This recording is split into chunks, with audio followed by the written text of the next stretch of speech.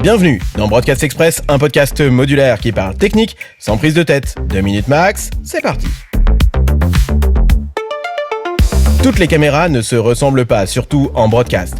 D'abord, il y a les caméras ENG, Electronic News Gathering. Légères, autonomes, elles sont petites, maniables, on les utilise surtout pour les reportages. Sur la côte mufflinoise, notre correspondant local Francis Kuhn s'est allé rencontrer Robert. Les caméras de studio, EFP, Electronic Field Production, sont souvent équipées de capteurs de tiers de pouce et sont le standard en production broadcast. Récemment, on a vu apparaître des caméras de ce type équipées de capteurs Super 35 mm qui donnent un rendu cinématographique.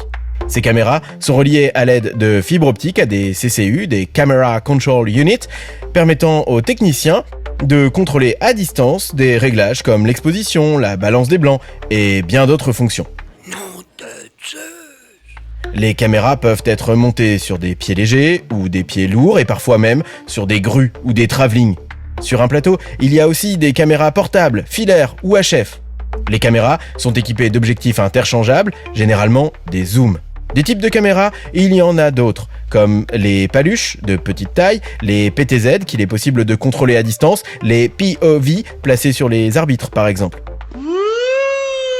Mais c'est merveilleux! Certaines productions hybrides mélangent les types de caméras, notamment en concert ou en sport. L'essentiel, adapter la caméra au contexte, à la mobilité et au style.